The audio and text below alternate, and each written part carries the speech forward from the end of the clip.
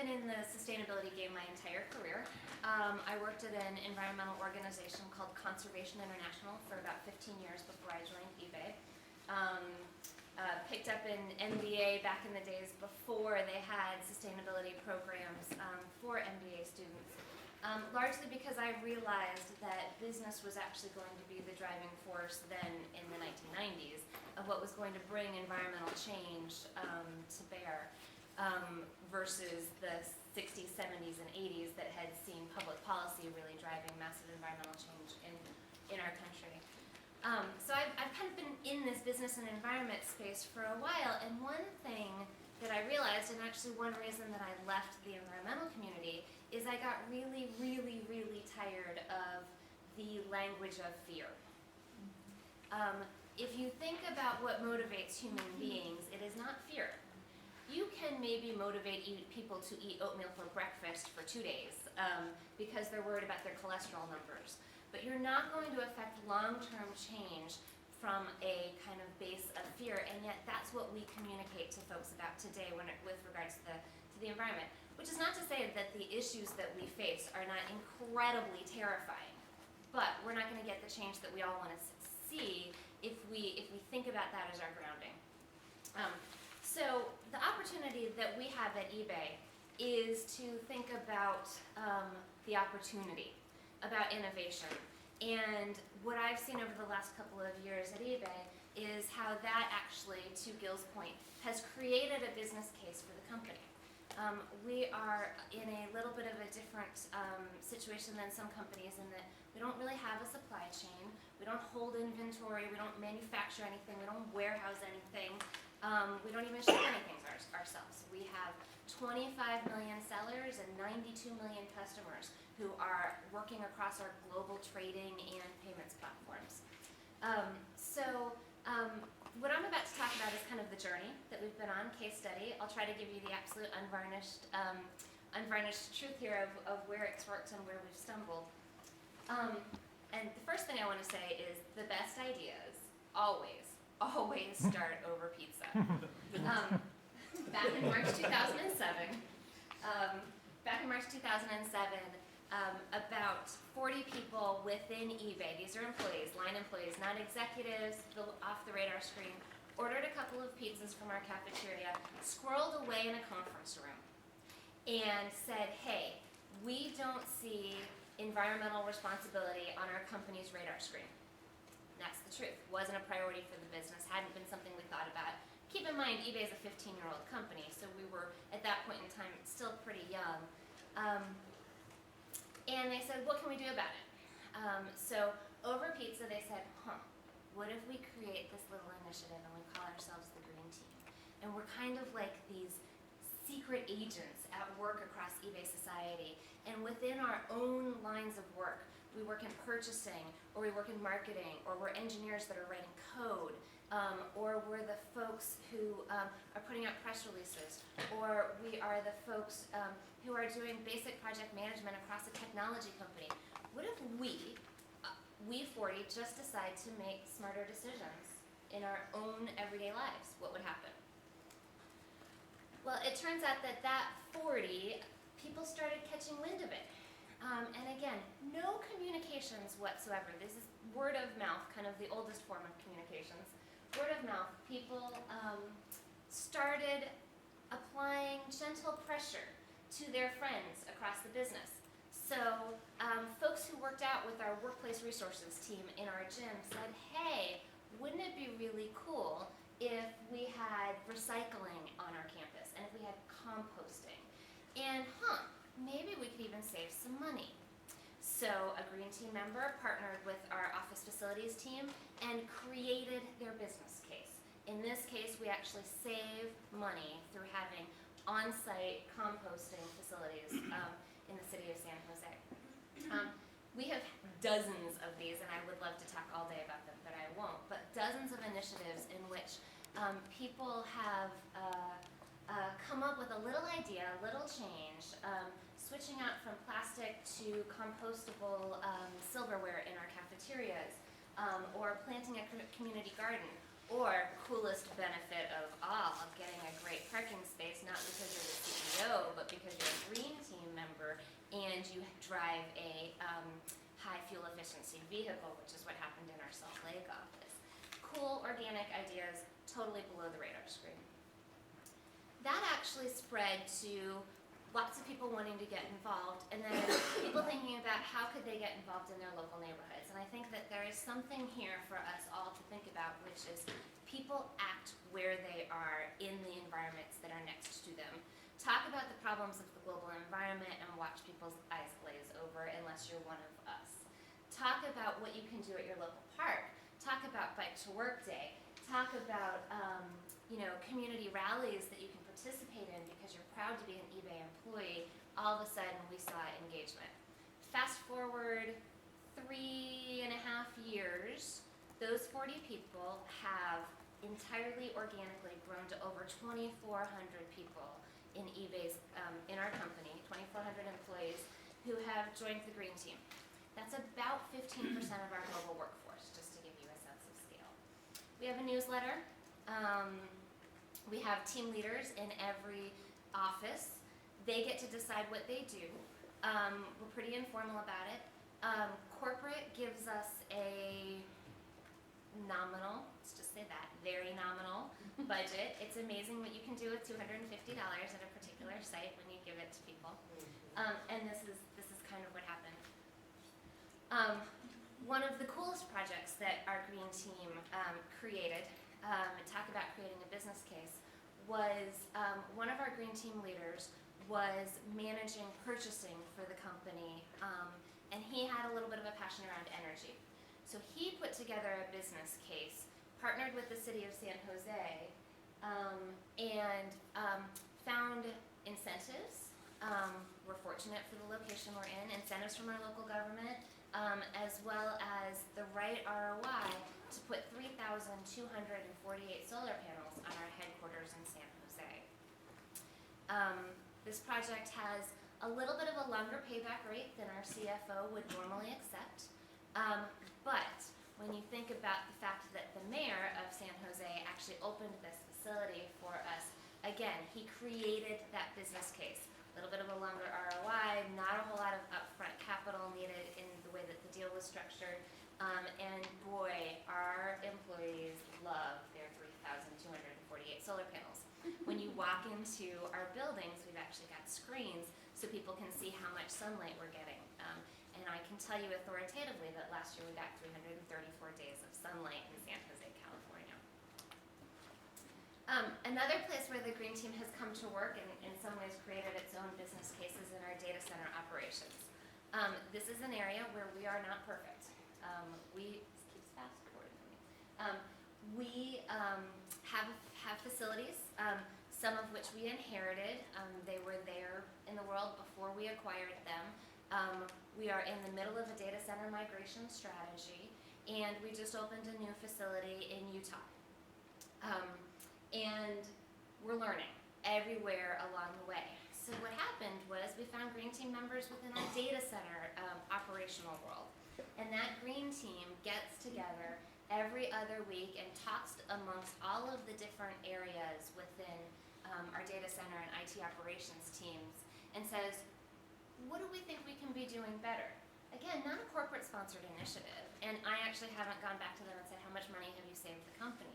What I do know is that these folks really, really are passionate about it. One of their favorite stories to tell, two stories. One is how they actually hounded their suppliers. We're a pretty big purchaser of data center stuff. Hounded their suppliers to not package the installation CDs with every server that we acquired. We buy a few servers as a company. And actually our engineers already know how to install those servers. We don't need hundreds upon hundreds of installation CDs. Huge global environmental benefit? Probably not. But that has led to a bit of a no-waste mentality in how we build our facilities. And by the way, that carried over to the $300 million facility that we just opened in Utah. Building on that, and this is where kind of the communications team has come into play, we said, wow, this is something that 15% of our workforce is inspired by. What can we do with it? So John Donahoe, our CEO, who is actually Green Team member number 57 or something like that, actually said, I want to sponsor a contest. I want to hear all of our employees' great ideas for how to make eBay a greener company within our walls. We offered a pretty nominal incentive, $75 eBay gift card or a cool eBay limited edition Green Team branded jacket. We got over 720 submissions in something like 25 different categories.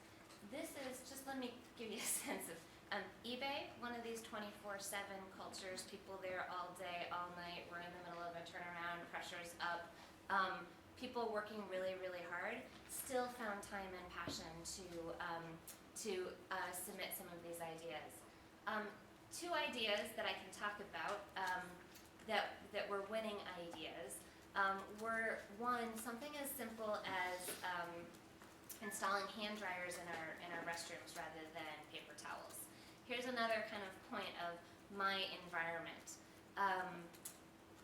Employees see waste. They see waste and it runs antithetical to when you as a company talk about how you're good for the environment. And so one of the things that our employees just get really passionate about is eliminating waste. That transfers over once we educate them to eliminating waste in electricity, waste in water. They first start with the physical stuff. Installing hand dryers, at first we thought, that uses electricity, what's going to be the whole total life cycle analysis issue around this? Turns out it actually makes sense, makes environmental sense with some of the options on the market.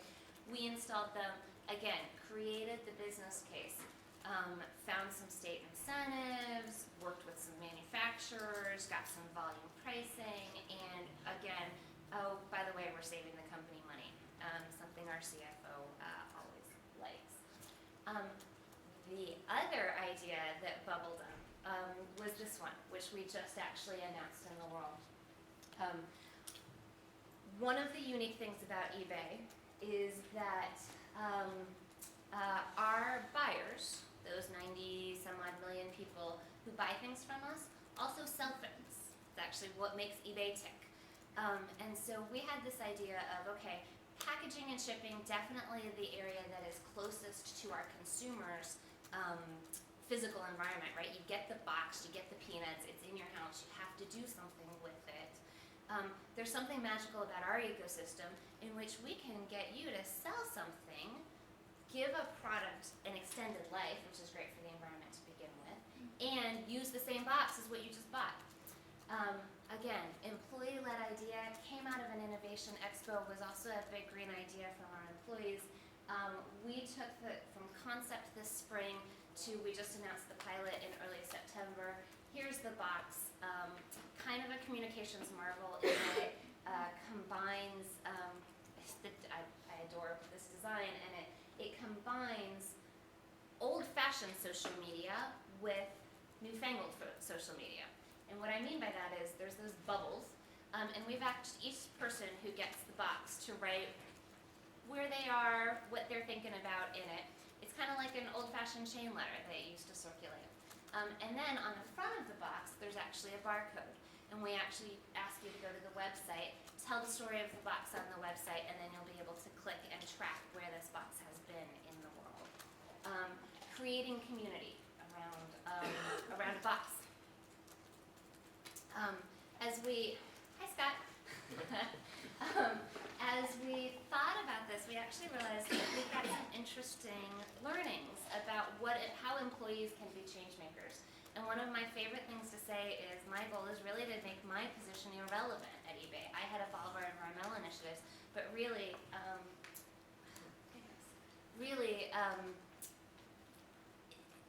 once, I think a sign that companies have truly embedded this in the DNA of their companies is there won't be tiny little teams being change agents within companies. People will see this as part of their day in and day out function. We partnered with Net Impact, Scott's here, and did a great report on different case studies of employees who weren't getting paid to affect culture change, but who were change agents in and of themselves and what made them possible. And it's available at the Net Impact website if you'd like to download it. So everything I've been talking about has been largely internal. And here's where another business case has been created. As we've thought at eBay about what our opportunity is, we actually actually realized that we have a community not of 16,000 employees, but of 92 million users all around the world. This was a little bit of one of those light bulb moments that I'm not sure we would have had without the work of the early green team. So back in March 2008, we said, well, what if we just broke down the wall? What if we said, green team is green team, and whether you're an employee or a customer, it doesn't matter, we're all part of one team. And so we created an online environment for the community and ebay2greenteam.com and did some communication and engagement out to our 92 million users. We now have 250,000 of our customers with very little formal outreach who have signed up, keeps fast forwarding on me, who have signed up to be green team members. And what that means in today's world is that they have pledged to make smarter, greener purchasing decisions with eBay or elsewhere. You'll see that we put up kind of inspiring content, and then we let them talk to each other. So our goal is to kind of throw out some provocative ideas and some inspiration that's really relevant to them in their daily lives. 3 easy tips for giving items longer life, easy ways to ship green, and then let them talk to each other. And the most amazing thing that we found is that people want to talk about what they do.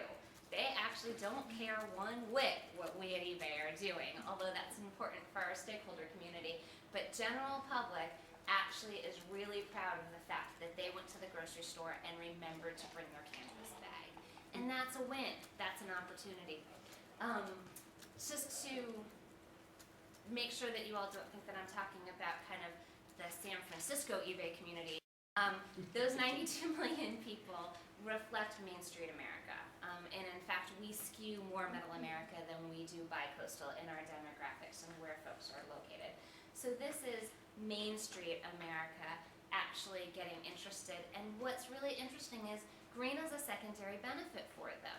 They're proud of the 5 cents that they didn't have to spend for a new paper bag, or they're proud of washing out that Ziploc bag and getting a second life out of it because it makes them a smart person, not just because it's great for the planet.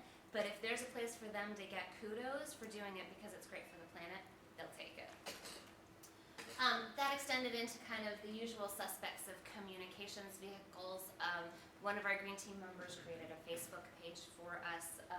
We now have about 5,000 fans on it. One of the interesting experiments we did was across Twitter, which is a channel that we're learning to use as a company. And we put our little logo badge up on our profiles and said, if you want one, come and get it. We had about 8,000 people badge themselves on Twitter with our little logo. And then we saw a conversation happen. Like, hey, what's that little symbol? Oh, it means I'm a member of the green team. Viral engagement without us having to talk at people, which has been our goal all the way along to the point that our previous panelists were talking about. Logical next step for us, and again, all of this, if you had asked me 2 years ago to write out the strategy and the business case, none of this would have happened. This has all been entirely iterative. Logical next step, well, people want to shop green. Let's help them shop green on eBay. So earlier this year, we launched green.ebay.com, which is a place where you can find pre-owned, sustainable, and energy-saving products if you choose to shop that way. It's not a huge sales driver for us as a company, but it's certainly getting a lot of interest. And then, let me try to back into the business case, which is what I've been doing for the past 2 years. We have about 250,000 of eBay's branded enthusiasts engaged with us. That's really important to us as a company because we know that our best customers are those that love eBay and love shopping on eBay. So we've created a way, pretty much unwittingly, to engage them even more deeply in our brand. The communications and public relations legs that we have gotten out of this have been priceless. We've done a fair amount of good along the way in raising some money for some green charities. We have an employee base, a Twitter base, a Facebook page. All of these, in my estimation, are probably different audiences. We hit kind of customers of eBay, stakeholders, employees, and then kind of new folks who are interested in green. As a company, of course, we continue to do the right thing for our business model. Well over actually $150 billion in goods that have been reused in the world because eBay is eBay. We think to me, the biggest business case in the rapidly evolving field of e-commerce is that we've created a space of differentiation for our brand. And that's something that's really important to us. If you want to know why eBay is different than other e-commerce platforms, this is part of it. And we're a brand that can really authentically stand for greener, smarter commerce and has a story that is really authentically eBay in terms of the kind of grassroots evolution of our story. So one thing that I just think about is, wow, I mean, we've only really just scratched the tip of the iceberg, and I'm really excited about what the future can hold. Momentum creates momentum, and so by starting small and letting things grow, we've actually been able to engage a huge amount of support across the company, up to and including our CEO, who last week was just in Washington, D.C., talking to policymakers about the environmental programs that we're doing. So that's a pretty big win for us as a program. So that's kind of the eBay 101. I'm happy to take any questions, any comments.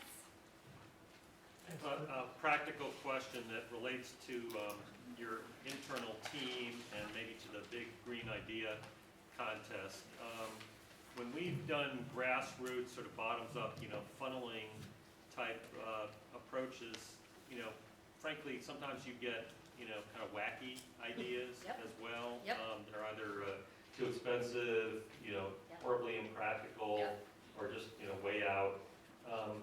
In your experience, how do you diplomatically handle those, particularly within your green team? If you've got 2,000 people who are all out there, germinating ideas, what do you do with the way out ones? The way out ones. It's a great, so two answers. There's through the contest, and so, transparently, one of the things that we, in our inaugural year, didn't do was make all of the entries visible to everyone.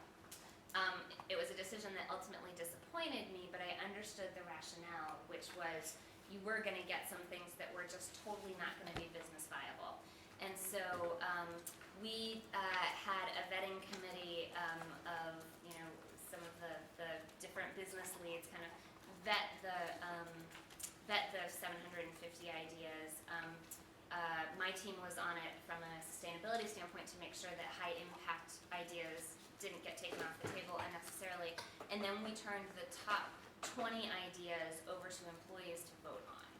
So we kept them engaged, but gave them a narrower set of things that were okay with us. So we architected it a little bit. I hope to get more open and transparent this next year, because frankly, I didn't see as many wacky ideas as I thought I would in that case. But our green teams around the world are known for being provocateurs to the leadership of those different sites, and that's definitely been something has been a big part of my role to help manage. I think that it's less about the wacky ideas and more about educating team members on the broader environment that their idea takes place in. So for instance, we had some team members in the state of Utah that wanted us to get involved in a public policy issue that on the surface made sense from a green team perspective, but from a business perspective probably put us at odds with some other business priorities. And they were pretty vocal about it within that environment and had it up at team meetings, etc. So ultimately we ended up having a conference call and having our policy team interface with them directly and educate. People at eBay anyway, I suspect all of our employees, pretty darn smart at the end of the day. And we can trust them to make pretty good decisions if we give them the right set of information. So a lot of the job has been getting them the right set of information. I realize that sounds a lot trusting. Remember that we were also the internet site where someone sent you a check in the mail without you ever having seen the product that you were buying in the early days. So it's a little bit of our nature as well. Yes, one more.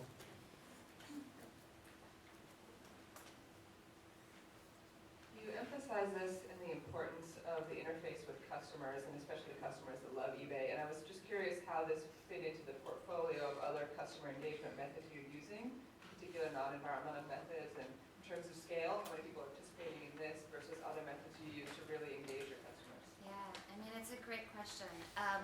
So